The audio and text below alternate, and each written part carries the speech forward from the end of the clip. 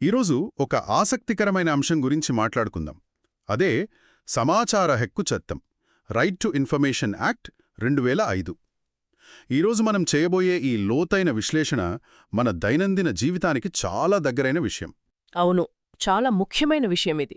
అంటే ఒకసారి మనందరికీ పరిచయమున్న ఒక సాధారణ పరిస్థితిని ఊహించుకుందాం. మన వీధిలో కొత్తగా రోడ్డు వేస్తామని మున్సిపాలిటీ వాళ్ళు ఎంతో హడావిడి చేస్తారు. ఆ భూమి పూజలు అవి చేస్తారు కదా. కరెక్ట్. టెంకాయలు కొడతారు, ఫోటోలు దిగుతారు. కానీ కొన్ని నెలలు గడిచిపోతాయి. ప్రభుత్వ నిధులు కూడా ఖర్చయిపోయాయని లెక్కలు చూపిస్తారు. కాని తీరా చూస్తే అక్కడ ఆ రోడ్డు అలాగే ఉంటుంది, నిండా గుంతలతో దర్శనమిస్తుంది. అదే గదా. లేదా ఇంకో పరిస్థితి తీసుకుందాం.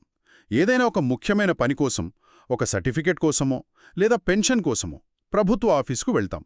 వెళ్తే అక్కడ అధికారులు మీ ఫైల్ దొరకట్లేదు, రేపురా ఎల్లుండిరా అని తిప్పుకుంటారు. ఖచ్చితంగా. చెప్పులు అరిగేలా తిప్పుకుంటారు. ఇలాంటి సందర్భాల్లో ఏ సామాన్యుడికైనా తీవ్రమైన కోపం వస్తుంది.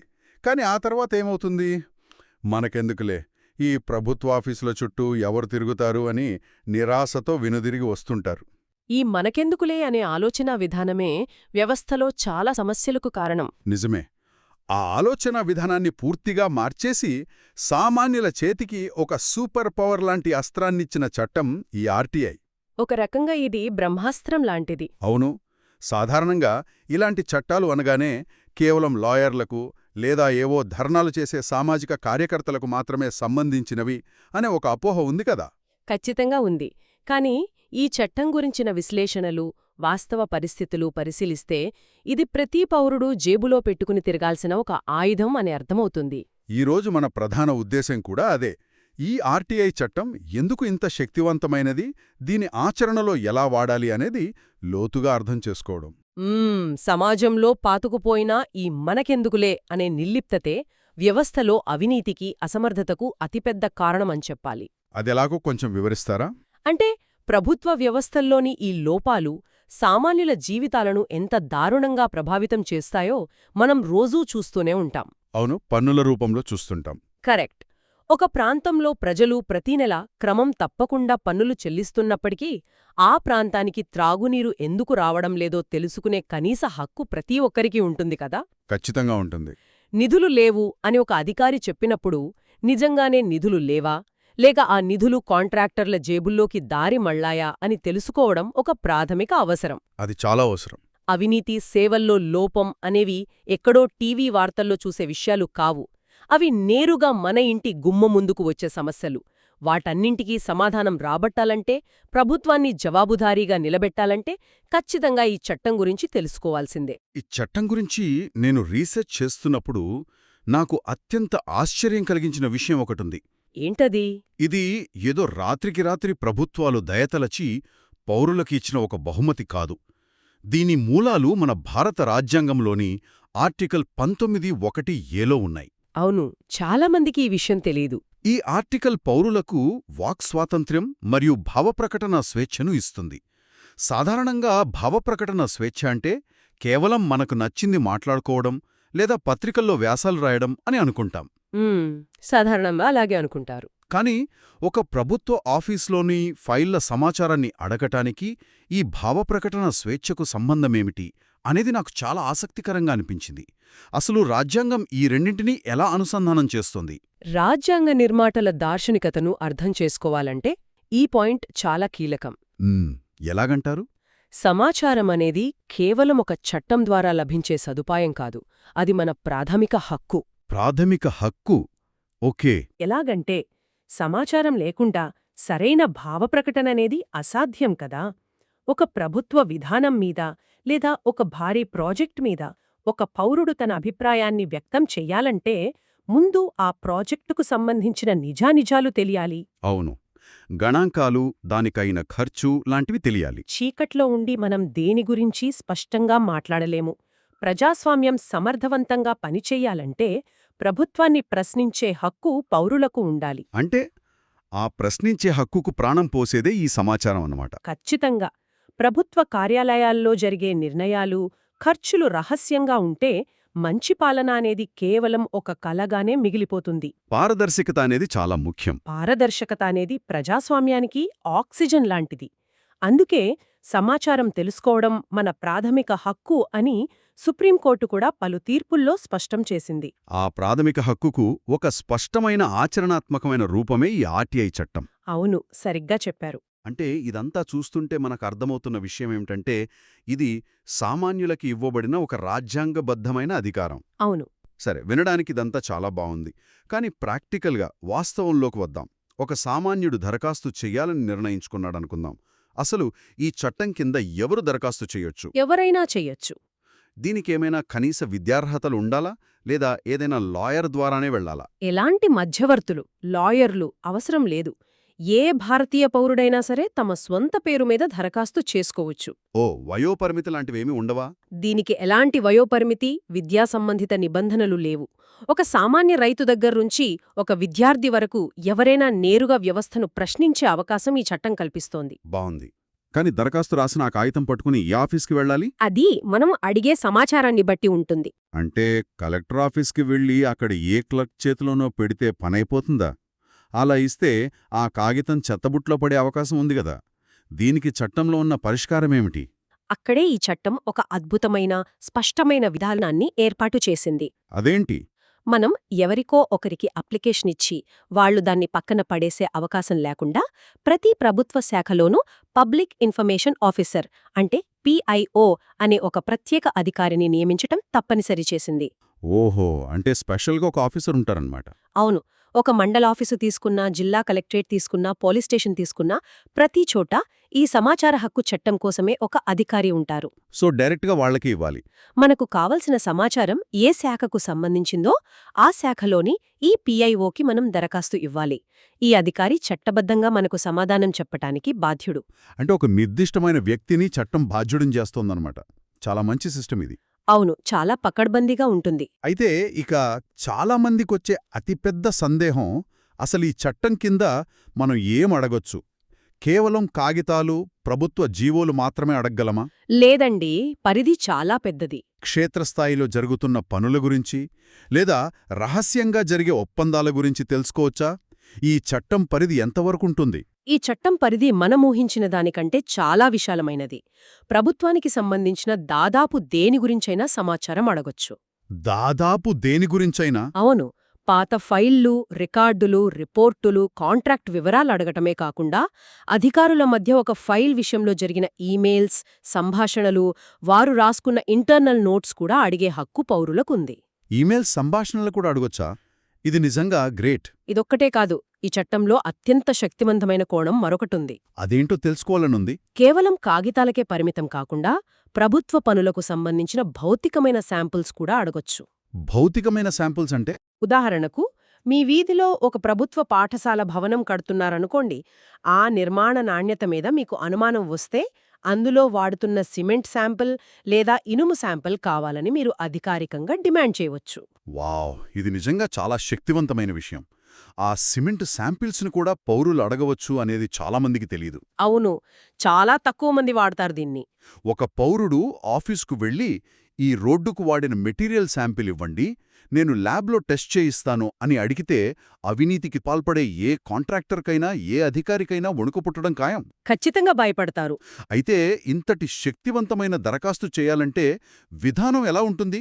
ఏవైనా పెద్ద పెద్ద ఫారాలు నింపాలా? అలాంటిదేమీ లేదు. మరి ఫీజులేమైనా వేలల్లో ఉంటాయా?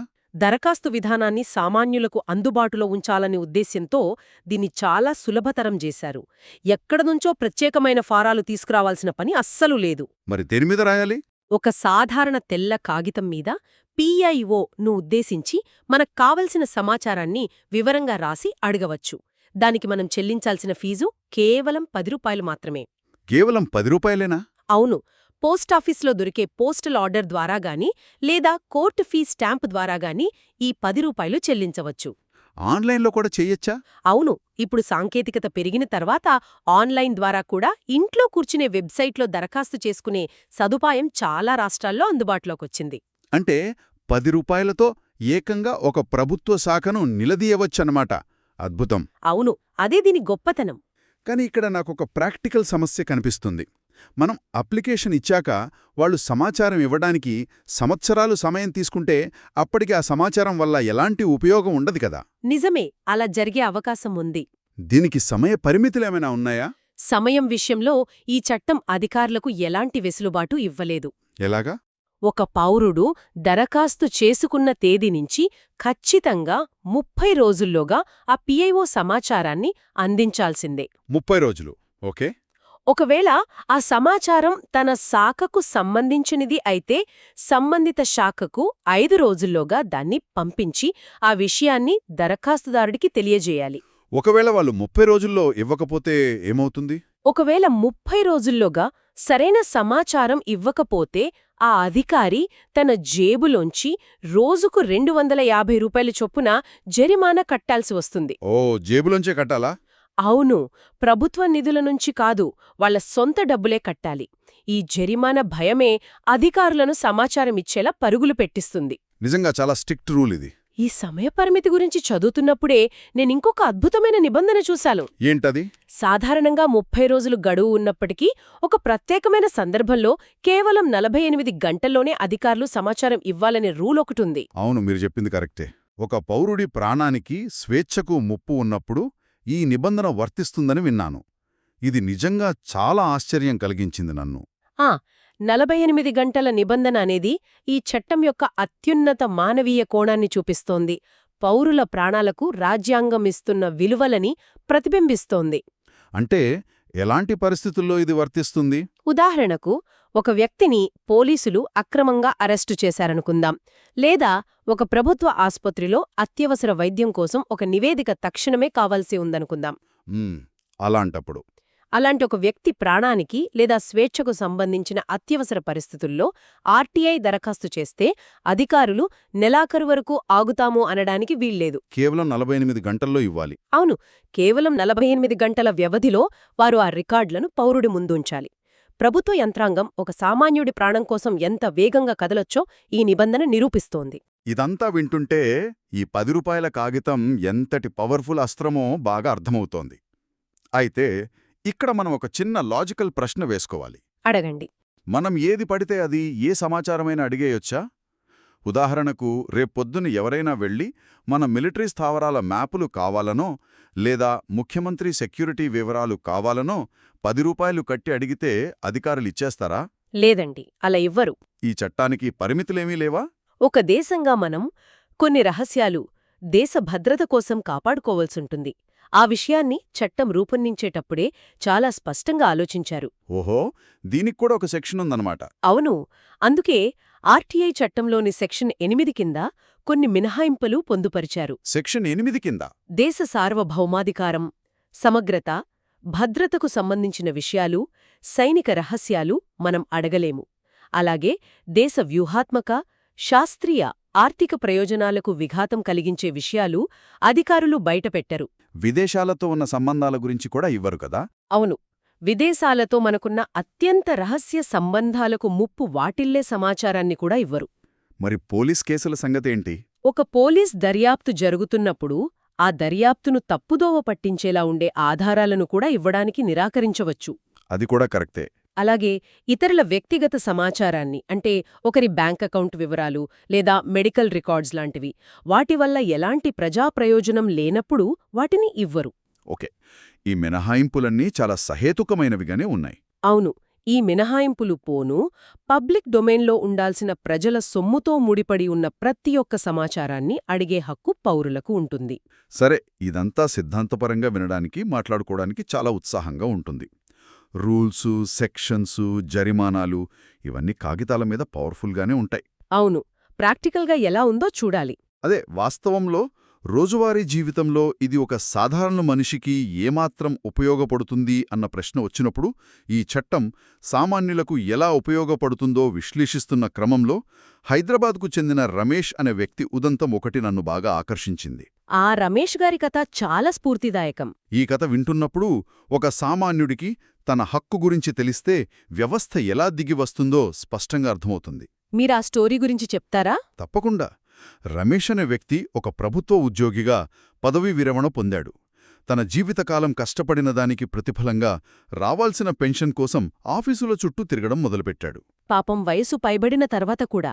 అవును, ఒక నెల కాదు 2 నెలలు కాదు, ఏకంగా 1 సంవత్సరం పాటు ఆ వయసులో చెప్పులరిగేలా తిరిగాడు. ఒక వృద్ధుడు తన న్యాయమైన హక్కు కోసం ఆఫీసుల చుట్టూ తిరగడం వ్యవస్థ ఎంత నిర్దయగా వ్యవహరిస్తుందో చెప్పడానికి ఒక ఉదాహరణ. అవునండి. అతను ఆఫీసుకు వెళ్లిన ప్రతిసారీ అక్కడ అధికారులు కనీసం రమేష్ ముఖం కూడా చూడకుండా, మా దగ్గర ఫండ్స్ లేవు, నిధులు రాలేదు, ఫైల్ ఎక్కడుందో తెలీదు, తర్వాత రండి అని చెబుతూ పంపించేశారు. ఇది చాలా ప్రభుత్వ ఆఫీసుల్లో సాధారణంగా జరిగేదే. ఆ నిరాశ, ఆ నిస్సహాయత ఎంత దారుణంగా ఉంటుందో మనం ఊహించవచ్చు. తన గొంతు ఎవరికీ వినిపించడం లేదని, తనకిక న్యాయం జరగదని, తన సొంత డబ్బు కోసం తానొక యాచకుడిలా మారానని రమేష్ పూర్తిగా నిరాశకు గురయ్యాడు. ఇలా ప్రభుత్వ ఆఫీసుల ముందు నిలబడి వందలాది మంది సామాన్యులు రోజూ ఇబ్బంది పడుతుంటారు. ఇక్కడే మనం ఒక విషయాన్ని గమనించాలి. ఒక సామాన్యుడు ఒంటరిగా ఒక వ్యవస్థతో పోరాడుతున్నప్పుడు వచ్చే అలసట ఇది. అవును, నోటి మాటతో ఎంత బ్రతిమాలినా రికార్డుల్లో అది నమోదు కాదు, కాబట్టి అధికారులకు జవాబుదారీతనం ఉండదు. సరిగా అప్పుడే ఒక సామాజిక కార్యకర్త రమేష్కి పరిచయమయ్యాడు. అతనేదో ఐడియా ఇచ్చుంటాడు. సార్, మీరు ఇలా ఆఫీసుల చుట్టూ తిరిగి ప్రయోజనం లేదు. వాళ్ళు మాటలు చెబుతూనే ఉంటారు. ఒక చిన్న ఆర్టీఐ అప్లికేషన్ వేయండి అని సలహా ఇచ్చాడు. భలే, సలేవ సమయానికే సలహా ఇచ్చారు. ఆ సలహాతో రమేష్ కేవలం తన పెన్షన్ అప్లికేషన్ స్టేటస్ ఏంతో తెలుసుకోవాలని కోరుతూ 10 రూపాయలు కట్టి ఒక దరఖాస్తు పెట్టాడు. ఆ తర్వాత జరిగిన పరిణామం అద్భుతమని చెప్పాలి. అవును, ఆ దరఖాస్తు వల్ల కేవలం పెన్షన్ స్టేటస్ మాత్రమే బయటకు రాలేదు. అసలు ఆ ఫైల్ ఇన్ని నెలలుగా ఏ అధికారి టేబుల్ మీద ఆగిపోయింది, ఆ అధికారుల పేర్లేంటి, అది అక్కడ ఆగిపోవడానికి గల కారణాలేంటి అనే పూర్తి వివరాలతో సహా ఒక అధికారిక డాక్యుమెంట్ రమేష్ చేతికి వచ్చింది. ఆ ఒక్క దరఖాస్తు దెబ్బకు అధికారులు కదిలారు. రమేష్ పెన్షన్ మంజూరైంది. ఇంకో విశేషమేంటంటే, రమేష్ దెబ్బకు అదే పరిస్థితిలో ఆగిపోయిన మరికొంతమంది వృద్ధుల పెన్షన్లు కూడా మంజూరయ్యాయి. ఇది కదా అసలైన విజయం అంటే. అవును, ఈ రమేష్ ఉదంతాన్ని మనం వ్యవస్థాపరంగా విశ్లేషిస్తే ఆర్టీఐ వెనక ఉన్న అసలు మ్యాజిక్ ఏంటో అర్థమవుతుంది. అంటే ఆ మ్యాజిక్ ఏంటంటారు? రమేష్ అడిగింది నాకు పెన్షన్ ఎప్పుడిస్తారు అని కాదు, నా ఫైల్ ఎవరి దగ్గరుంది అని అడిగాడు. కరెక్ట్, ప్రశ్నలో మార్పుందనమాట. ఎప్పుడైతే ఆర్టీఐ కింద ఇలాంటి దరఖాస్తు వస్తుందో ఆ పీఐఓ దాని రాతపూర్వకంగా నమోదు చెయ్యాలి. ఫైల్ ఎవరి టేబుల్ మీద ఉందో వెతకాలి. అవును, రికార్డ్ చెయ్యాలి కదా. ఒకవేళ ఏ క్లర్క్ దగ్గరో అది 6 నెలలుగా కదలకుండా పడి ఉంటే ఆ క్లర్క్ పేర్తో సహా రాతపూర్వకంగా సమాధానమివ్వాలి. ఏ అధికారి కూడా తన నిర్లక్ష్యం ఇలా రికార్డుల్లో పర్మనెంట్గా మిగిలిపోవాలని కోరుకోడు. నిజమే. పైగా రేపొద్దున అదే కాగితాన్ని ఆధారంగా చేసుకుని పై అధికారులకు ఫిర్యాదు చేస్తారేమో అన్న భయం మొదలవుతుంది. ఆ భయమే వ్యవస్థలో చలనాన్ని తీసుకొస్తుంది. ఒక అధికారి తన పనిని తాను సరిగ్గా చెయ్యనప్పుడు ఎవ్వరూ అడగరులే అనే ధీమాతో ఉంటాడు. కాని సమాచార హక్కు చట్టం ఆ ధీమాను బద్దలు కొడుతుంది. బాగా చెప్పారు. డాట్స్ కనెక్ట్ చేసి చూస్తే ఎక్కడో మూలనున్న ఒక సామాన్యుడి 10 రూపాయల ప్రశ్న మొత్తం ప్రభుత్వ యంత్రాంగం యొక్క జవాబుదారీతనాన్ని అమాంతం పెంచుతుంది. అవును, 100%. మీరు చెప్పిన ఈ పాయింట్ చాలా ముఖ్యమైనది. ఎవరూ అడగరులే అనే ధీమాను బద్దలు కొట్టడం. ఇదంతా విన్నాక చాలామందికి ఈ అస్త్రం వాడాలి అనే ఆలోచన రావడం సహజం. చూస్తున్న వివిధ కేసుల అధ్యయనాలను బట్టి వాడాల్సిన ఖచ్చితమైన వాక్యాలు అంటే ఎగ్జాక్ట్ లైన్స్ ఏంటో మాట్లాడుకుందాం. ఎందుకంటే ప్రశ్న సరిగ్గా ఉంటేనే సరైన సమాధానం వస్తుంది కదా. అవును, ఉదాహరణకు ఎవరైనా రమేష్ లాంటి పరిస్థితిలోనే ఉంటే ఏదైనా సర్టిఫికేట్ కోసమో దేనికోసమో అప్లై చేసి ఎదురుచూస్తుంటే దరఖాస్తులో ఏమని రాయాలి? దరఖాస్తు రాసేటప్పుడు ఎప్పుడూ కూడా భావోద్వేగాలకు పోకుండా ఖచ్చితమైన సమాచారం అడగాలి. అంటే కోపంగా రాయకూడదా? మీరు ఎందుకు నా పని చెయ్యట్లేదు అని అడగకూడదు. దానికి బదులుగా ఇలా రాయాలి: నా పెన్షన్ అప్లికేషన్పై జరిగిన ప్రతి కార్యాచరణ వివరాలను నాకు తెలియజేయగలరు అని రాయాలి. ప్రతి కార్యాచరణ వివరాలు ఓకే. దీనినే ఇంగ్లీష్లో యాక్షన్ టేకెన్ రిపోర్ట్ అంటారు. అంటే నా ఫైల్ ఏ తేదీన ఏ టేబుల్కి వెళ్ళింది, అక్కడ ఎన్ని రోజులుంది, ఆ అధికారి దానిమీద ఏం రిమార్క్ రాశారు అనే రోజువారీ ప్రగతి నివేదిక అడుగుతున్నామన్నమాట. ఇలా అడగటం వలన ఫైల్ని తొక్కిపెట్టిన అధికారి పేరు అధికారికంగా బయటపడుతుంది కదా. ఖచ్చితంగా బయటపడుతుంది. ఇది చాలా ప్రాక్టికల్గా ఉంది. అలాగే మనం మొదట్లో అనుకున్న ఉదాహరణ, రోడ్డు ఎయ్యకుండానే నిధులు ఖర్చయిపోతే లేదా వేసిన 10 రోజులకే రోడ్డు పాడైపోతే ఒక పౌరుడిగా మున్సిపాలిటీ వాళ్లని ఎలా ప్రశ్నించాలి? ఇలాంటి ప్రజాపనుల విషయంలో చాలా నిర్దిష్టమైన పత్రాలను డిమాండ్ చేయవచ్చు. ఏమన్నడగాలి? దరఖాస్తులో ఇలా రాయాలి: ఈ రోడ్డు నిర్మాణానికి సంబంధించిన కాంట్రాక్టు వివరాలు, పనికి మంజూరైన నిధుల వివరాలు మరియు వస్తువుల ఖర్చుల అంచనా పత్రాల కాపీలను అంటే ఎస్టిమేషన్ కాపీలను అందించగలరు అని అడగాలి. ఇది చాలా స్పెసిఫిక్గా ఉంది. ఇంకాస్త ముందుకెళ్లి ఆ రోడ్డు నిర్మాణ పనులను క్షేత్రస్థాయిలో పరిశీలించిన ప్రభుత్వ ఇంజనీర్ల పేర్లు, వారిచ్చిన ఫిట్నెస్ సర్టిఫికేట్ల కాపీలు ఇవ్వగలరు అని అడగవచ్చు. ఇలా అడగటం వల్ల నాసిరకం పనికి సర్టిఫికేట్ ఇచ్చిన ఇంజనీర్ ఎవరో బయటపడుతుంది. అలాగే ఏ కాంట్రాక్టర్కి ఎంత బిల్లు పాస్ చేశారో కూడా తెలిసిపోతుంది. అవును, ఈ కాగితాలు చేతిలో ఉంటే ఆ రోడ్డు వేసిన వాళ్ల మీద నేరుగా విజిలెన్స్ విభాగానికి ఆధారాలతో సహా ఫిర్యాదు చేయవచ్చు. అంటే అవినీతిని ఆధారాలతో సహా పట్టుకోవడానికి ఇదొక గొప్ప మార్గం అన్నమాట. అవును, చాలా గొప్ప అస్త్రం. ఇంకొక చిన్న ముఖ్యమైన సమాచారం కూడా మనం ఇక్కడ గుర్తు చేసుకోవాలి.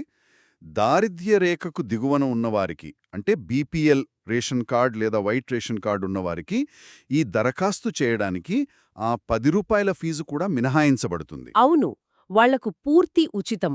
దరఖాస్తుతో పాటు వారి రేషన్ కార్డ్ జిరాక్స్ కాపీ జతచేసి ఆ విషయం పేర్కొంటే సరిపోతుంది. చట్టం ఇంత అద్భుతంగా పేదలకు సైతం ఇంత సులభంగా అందుబాటులో ఉన్నప్పుడు దీన్ని వాడుకోకపోవడం ఖచ్చితంగా మన తప్పే అవుతుంది కదా. మీరు చెప్పింది అక్షరాల నిజం. హక్కులు అనేవి రాజ్యాంగం పుస్తకాల్లో ఉంటే సరిపోదు, వాటిని పౌరులు వాడుకున్నప్పుడే వాటికి నిజమైన విలువ ఉంటుంది. ఖచ్చితంగా వాడాలి. సమాచార హక్కు చట్టమనేది కేవలం కొన్ని కాగితాలు పొందడానికి మాత్రమే ఉద్దేశించినది కాదు. జ్ఞానమే పౌరులకు నిజమైన రక్షణ. జ్ఞానమే రక్షణ. చాలా బాగా చెప్పారు.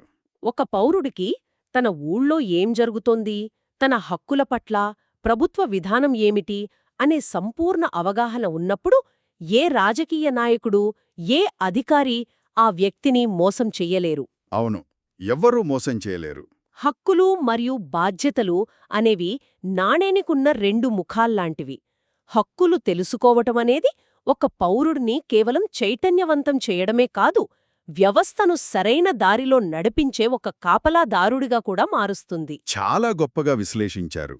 హక్కులు మనుషులను స్వతంత్రులుగా చేస్తే, బాధ్యతలు వారిని గొప్ప పౌరులుగా మారుస్తాయి. అవునండి.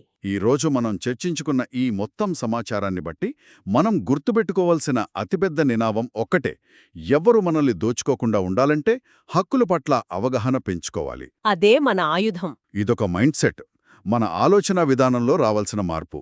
సమాచారం తెలుసుకోవడమనేది ఎవరో వేసే భిక్ష కాదు, అది మన రాజ్యాంగం మనకిచ్చిన గౌరవం. ఖచ్చితంగా. ఈ లోతైన విశ్లేషణను ముగించే ముందు ఒక చిన్న ఆలోచన చేద్దాం. ఒకసారి ఊహించుకోండి, హైదరాబాదులోని రమేష్ లాంటి ఒక సాధారణ పౌరుడు కేవలం ఒకే ఒక 10 రూపాయల దరఖాస్తుతో ఒక భారీ ప్రభుత్వ వ్యవస్థలో చలనం తీసుకురాగలిగాడు. అవును, ఒకే ఒక్క దరఖాస్తు. తన పని తాను చేయించుకోవడమే కాకుండా తనతో పాటు ఉన్న ఇతరులకు కూడా న్యాయం జరిగేలా చేశాడు. ఒక సామాన్యుడు చేతిలోని 10 రూపాయల కాగితం ఇంతటి అద్భుతాన్ని సృష్టిస్తే, దేశంలోని పౌరులందరూ ప్రతి వీధిలో, ప్రతి గ్రామంలో తమ స్థానిక సమస్యల మీద, ఏళ్ల తరబడి అసంపూర్తిగా పడి ఉన్న ప్రాజెక్టుల మీద, నిధులు దారిమళ్లిన పనుల మీద ఇలాంటి ఆర్టీఐ అస్త్రాలను సంధించటం మొదలుపెడితే ఏమవుతుంది? వ్యవస్థ మొత్తం మారిపోతుంది. అవును, ఒక పౌరుడు ప్రశ్న అడిగితేనే వణిగిపోయే వ్యవస్థ దేశంలోని కోట్లాది మంది పౌరులు తమ రాజ్యాంగ హక్కును ప్రయోగించి సమాధానం డిమాండ్ చేస్తే, అప్పుడు ప్రభుత్వ అధికారుల జవాబుదారీతనంలో, దేశ పాలనా వ్యవస్థలో ఇంకెంతటి ఊహించని విప్లవాత్మక మార్పు వస్తుందో కదా. ఈ అద్భుతమైన ఆలోచనతోనే ఈనాటి ఈ లోతైన విశ్లేషణను ముగిద్దాం. మరొక ఆసక్తికరమైన అంశంతో మళ్ళీ కలుద్దాం.